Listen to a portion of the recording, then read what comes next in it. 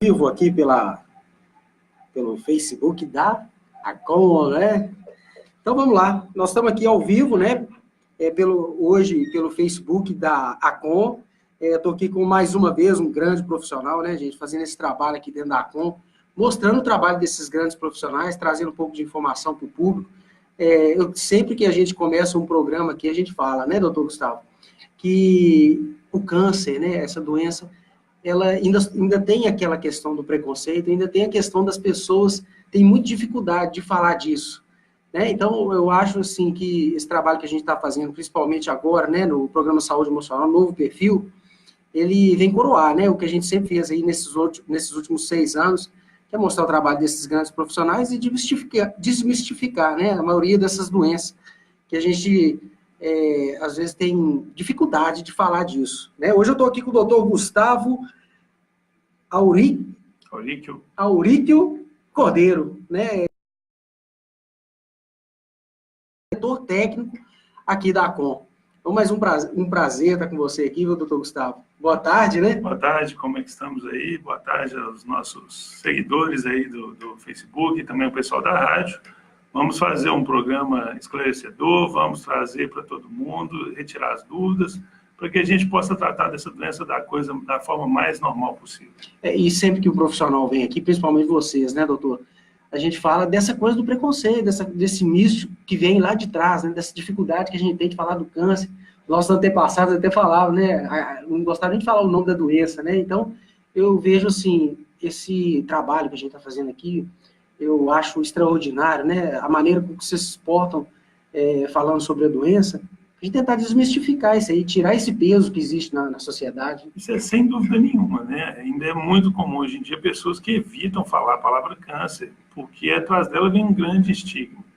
Na realidade, isso é uma coisa que remonta à antiguidade, na época que a doença era muito pouco conhecida, e que as pessoas tinham uma evolução muito ruim às custas dessa doença, porque não existia um tratamento adequado, não existia um suporte hospitalar adequado, e existia muito pouco conhecimento da doença.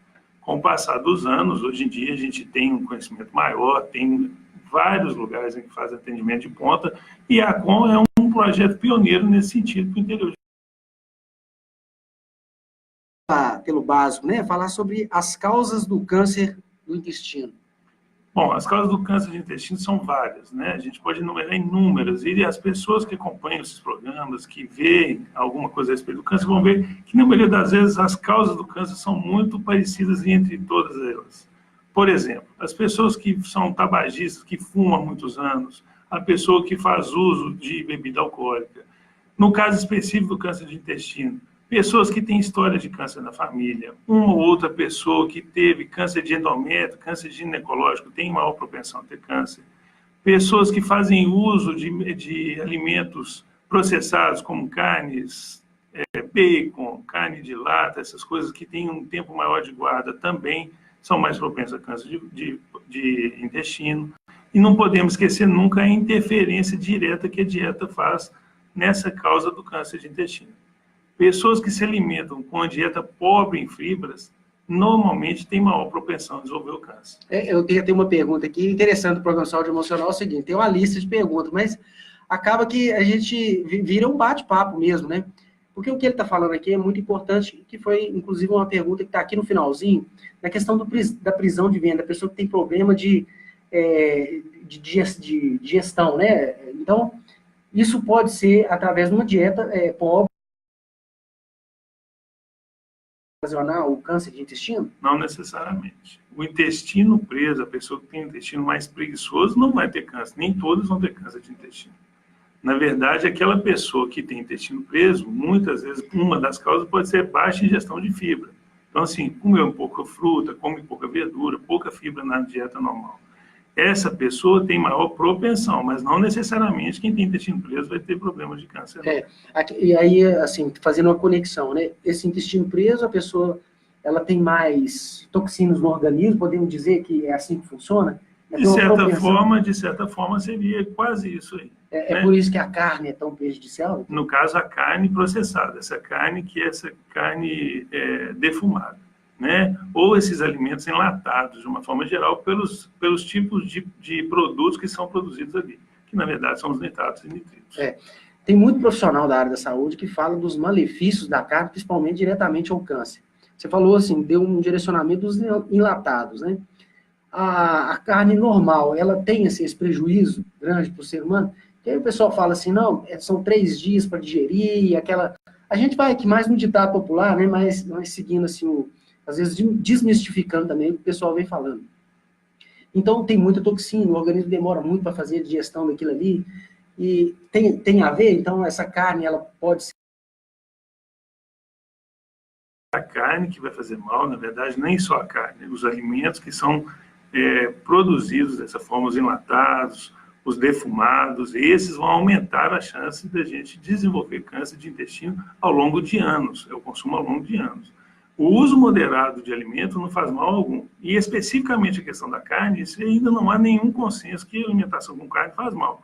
E basta a gente trazer isso para o que é o passado, os nossos antepassados. Se não fosse a presença da carne, se não fosse a existência da proteína, a humanidade não teria transposto o mundo inteiro, em todos os continentes. Seria impossível para o ser humano sobreviver sem proteína, sem carne, no caso. O nosso corpo ainda não foi adaptado para viver sem, né? Ou é adaptado para viver sem? Muito pelo contrário. Para viver sem, você tem que substituir essa fonte de proteína por uma outra fonte de proteína. Então, vamos pegar um bom exemplo. As Nações Unidas, a Organização das Nações Unidas tem um setor dela que só estuda a questão da alimentação da população em geral no mundo. Eles falam o seguinte, no ritmo de crescimento da população mundial hoje, em poucos anos, em menos de 50 anos, muito provavelmente, nós não vamos ter proteína suficiente para toda a população.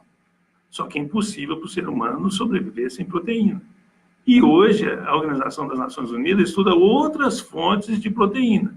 Quem é ligado a esse tipo de notícia já deve ter visto que já estamos falando de uma fonte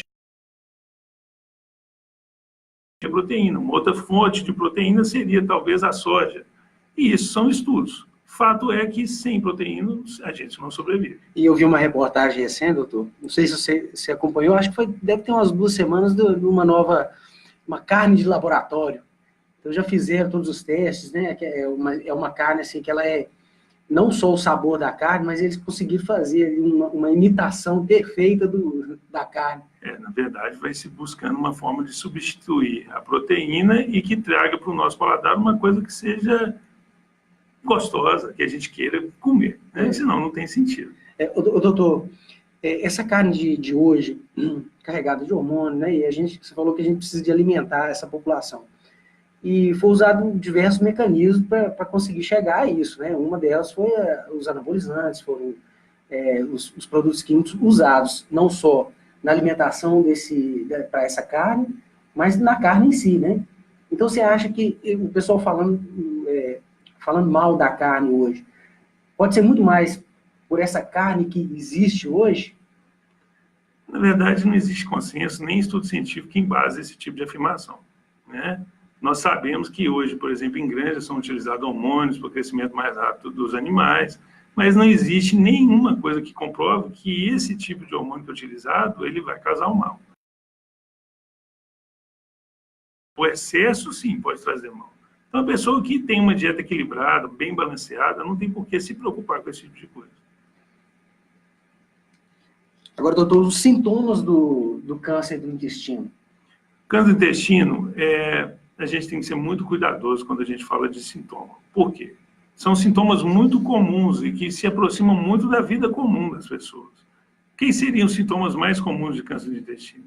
Algumas pessoas vão evoluir com uma cólica que persiste ao longo de muito tempo, dificuldade para evacuar, às vezes perde sangue quando vai evacuar, muitas vezes percebe alteração do hábito do intestino, então a pessoa que tem o intestino mais preso acaba reparando que o intestino está mais solto, ou vice-versa, a pessoa que tem o intestino mais solto acaba vendo que o intestino fica mais preso com o passar do tempo, perceber que as fezes estão saindo mais finas quando vai ao banheiro, necessidade de fazer muito esforço ao evacuar, todos esses são sintomas indiretos, mas veja bem, são sintomas genéricos que as pessoas, de uma forma geral, ao longo de algum momento da vida, podem ter uma diarreia, podem ter outras doenças que vão causar sangramento. O que eu estou querendo dizer? Nem todas as pessoas que apresentam esses sintomas vão ter câncer de intestino. Não é motivo para alarme, nem para evitar procurar um médico por medo do diagnóstico. na verdade, a soma desse diagnóstico, mas uma consulta médica bem feita pode trazer, sim, uma previsão de quanto que a pessoa pode ou não ter câncer. Com ciclos, assim, eu sempre vejo mulher questionando mais de dificuldade para ir no banheiro. Na verdade, a mulher, até por uma questão hormonal, tende a ser um intestino mais constipado.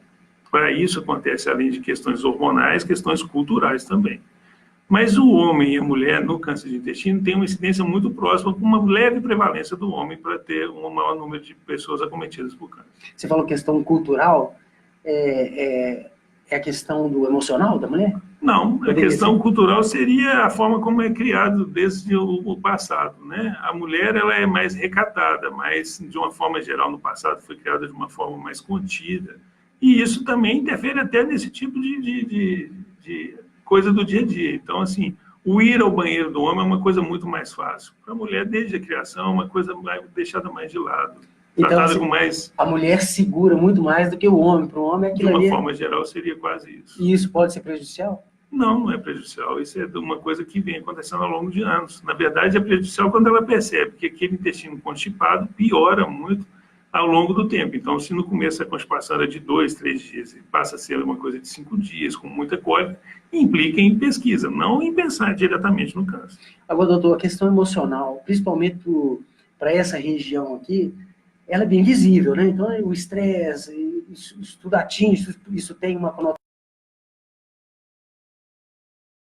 direta com o estresse, com os problemas do dia a dia, com o intestino, com o câncer no intestino? O estresse, em algumas pessoas, pode causar diarreia. É o que a gente chama de síndrome de intestino irritável. Na realidade, isso nada tem a ver com o câncer de intestino. Né? E são coisas que nós estamos sujeitos, ainda mais a vida moderna, uma vida cheia de obrigações, onde as pessoas podem, sim, de alguma forma, apresentar alguns transtornos intestinais por causa do modelo de vida que ela escolheu. Isso no decorrer do tempo, dia após dia, pode influenciar em alguma coisa? Para o câncer, de forma alguma.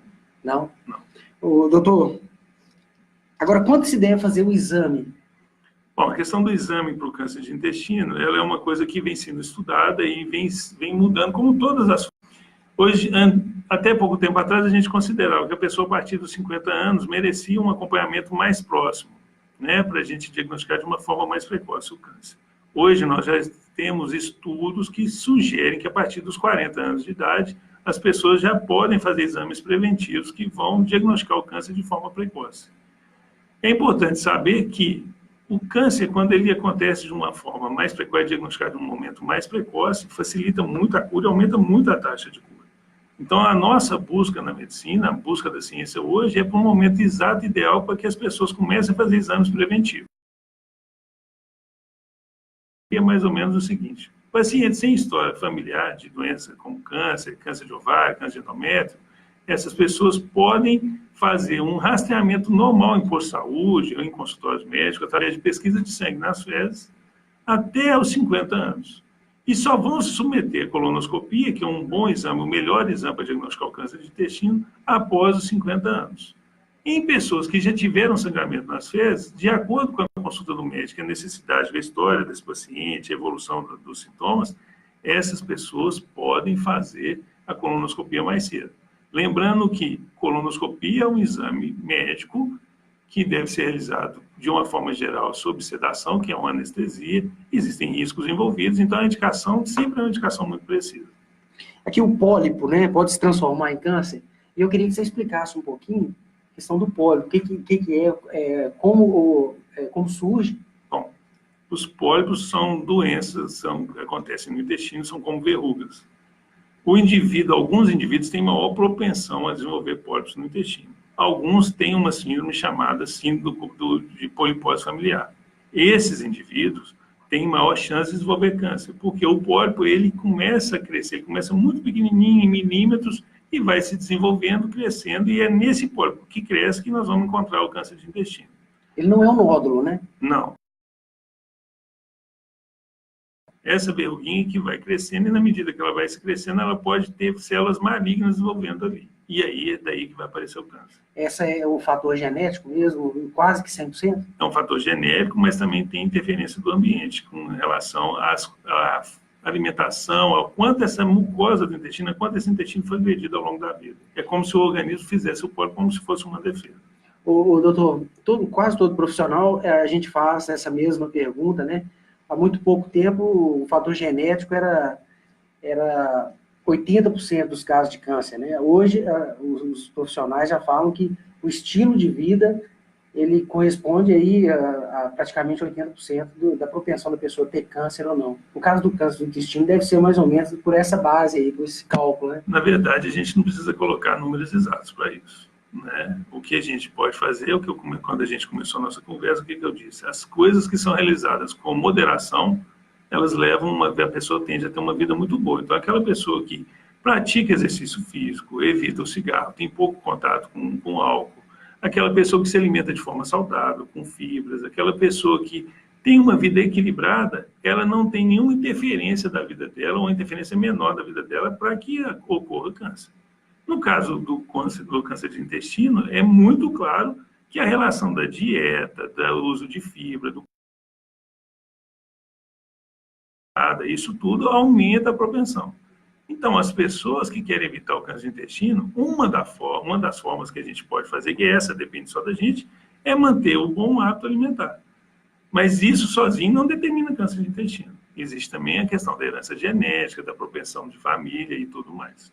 Mas uma pessoa que mantém um padrão de vida, né, uma qualidade de vida, ele cai bastante a chance de ter, né, doutor? É como eu disse, a pessoa que tem uma vida regrada, uma vida bem vivida, né, uma vida onde tem prática de esporte, exercício físico, alimenta-se bem, tem bom sono, essa pessoa ela já está evitando um dos mecanismos que podem trazer o câncer. Você falou, você já tocou 2 vezes no álcool, né?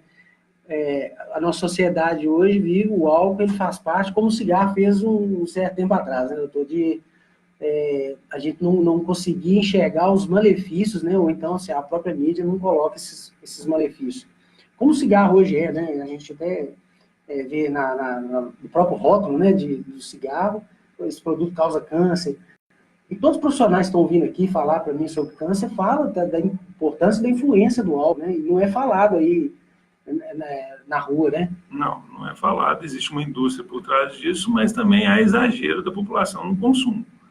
Então, a gente não pode colocar na mesma sacola a pessoa que toma um cálice de vinho à noite, toma um copo de cerveja no aniversário, com outra que toma meia caixa de cerveja. Ou que faz uso de destilados, por exemplo, uma pessoa que não faz uso de destilado. Há de ser dado peso a cada uma das coisas. E uma certeza nós temos. O álcool, de forma alguma, vai fazer bem, a não ser que seja em dose mínima. Isso é certeza. Inclusive para a prevenção de outras doenças, como as próprias doenças do coração. Mas quando a gente fala em prevenção e uso do álcool, tem que ser muito cuidadoso. Porque não é uma propaganda, beba álcool que você não vai ter infarto, não vai infartar. Não é isso que está sendo dito. O consumo de uma dose muito pequena de álcool pode até agir como um protetor do coração. Mas, de uma forma geral, o álcool deve ser evitado, porque essa mesma dose de álcool pode ser substituída por uma boa caminhada, pode ser substituída por uma alimentação bem dosada. Então, assim, usar o álcool hoje em dia é como você disse, existe uma pressão social para isso. Melhor seria que não consumisse. E aí você tocou no assunto interessante, né? A substituição. Nós estamos, muita gente usando, né, o álcool para sair do estresse, né, doutor? Para tentar dar uma aliviada. E a gente tem caminhos aí alternativos e totalmente saudáveis, né? Com certeza. Inclusive, vou aproveitar um momento aqui para dar uma boa tarde para o pessoal. Estou vendo aqui a Raquel, estou vendo aqui Matheus, boa tarde para todo mundo. Quando quiserem mandar as perguntas, nós vamos intercalando aqui também. Nós estamos fazendo bate-papo aqui, né, gente? Mas o doutor está à disposição de todos aí que estão ao vivo aí pelo Facebook da ACOM. O doutor, você já respondeu, né? Esse câncer é hereditário. Então, o pólipo, ele pode sim se transformar num câncer, né? O pólipo é o princípio do câncer. Ele que vai se transformar no futuro em uma lesão maligna, que é o câncer de intestino. Nós falamos aqui, você até tocou, né, as cirurgias de videolaparoscopia, né? E vamos lembrar que é o seguinte, eu queria que você reforçasse os ganhos, né, desses equipamentos para os pacientes e para a equipe médica, e lembrar que foi através, né, a ACOM vive através das doações, em março de 2018, a ACOM passou a trabalhar com esse equipamento aqui também, né? Eu queria que você desse uma ênfase nisso aqui, da importância disso, e falar da importância dos nossos colaboradores para esse Então, vamos fazer uma coisa melhor. Vamos fazer um resuminho que nós falamos até aqui, né? O tumor de intestino, então, para quem está nos assistindo, quem está nos ouvindo aí na rádio, o tumor de intestino é um tumor relativamente comum, né? É um tumor que, no ano de 2018, pelas estimativas do INCA, mais ou menos 36 mil pessoas no Brasil tiveram diagnóstico desse tipo de tumor. Dentre elas, metade homem, metade mulher, com uma leve prevalência para os homens. A partir do momento que diagnosticou o câncer de intestino, a gente tem que ter em mente as formas de tratar, né? E as formas de tratamento começam pelo tratamento cirúrgico, a cirurgia.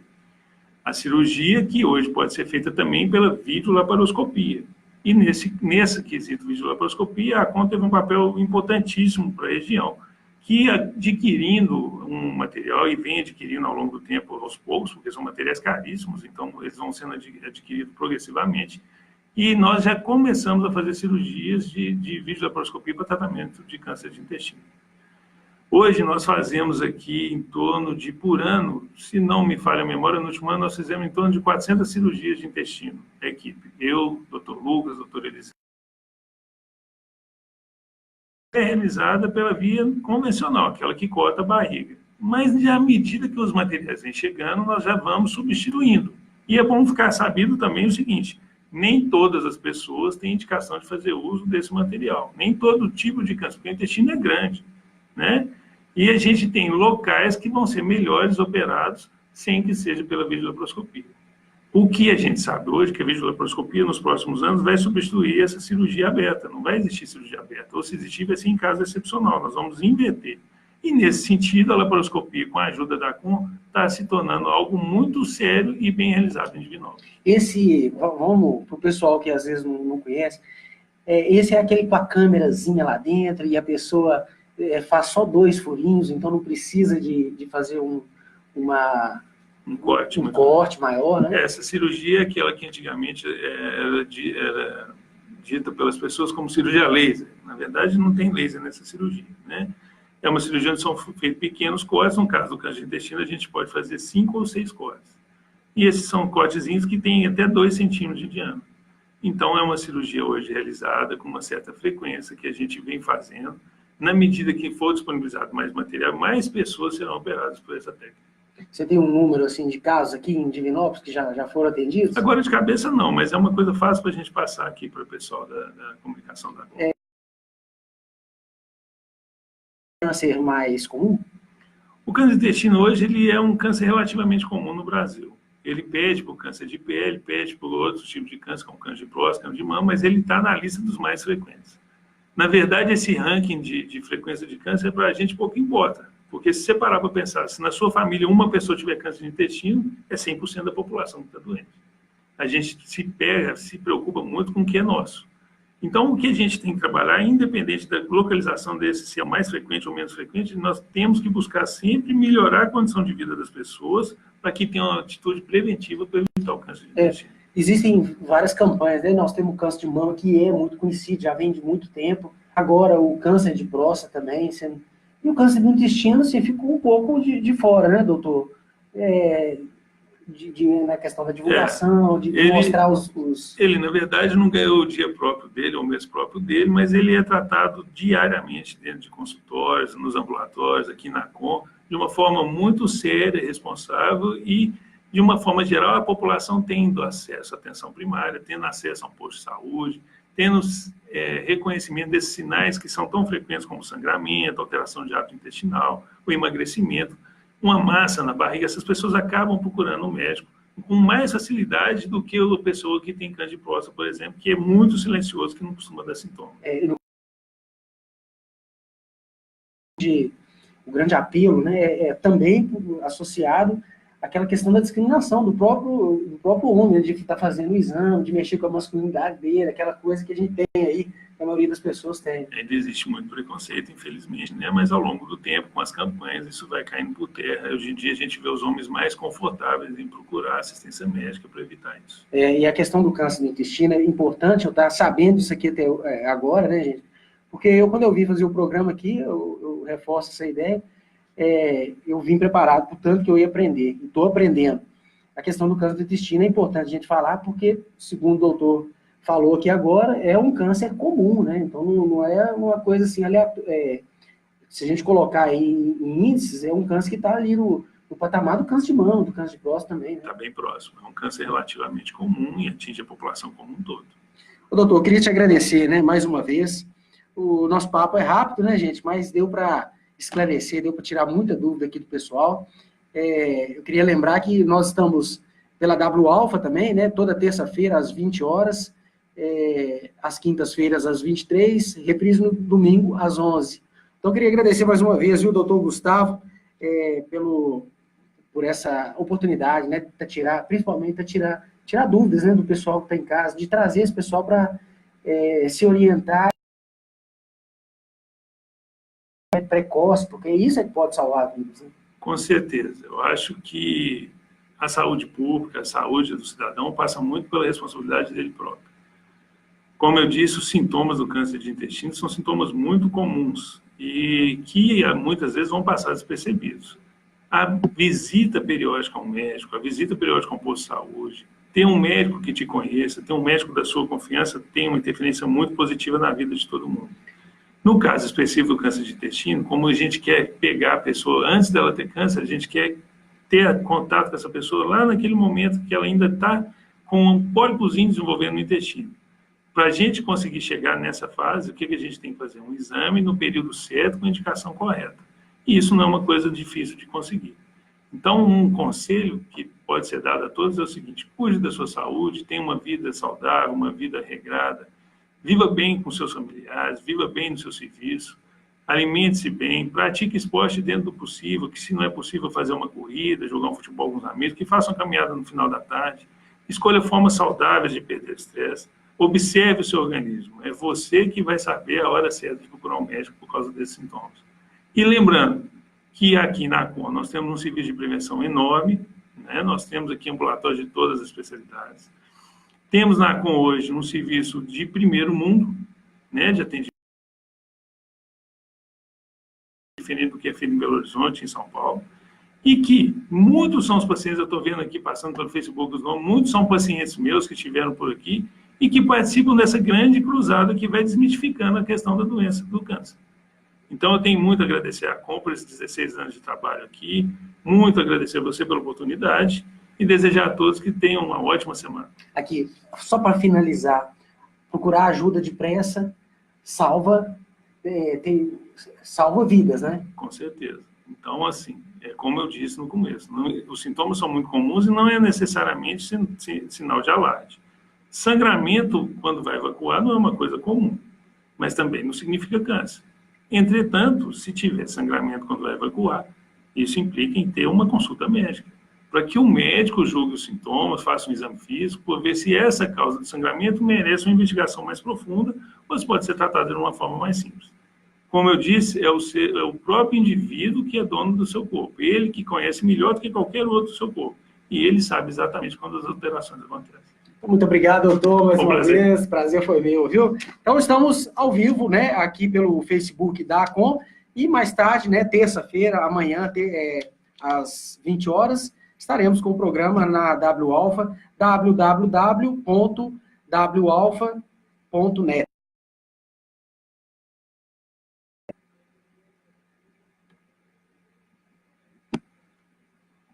Doutor, redentor.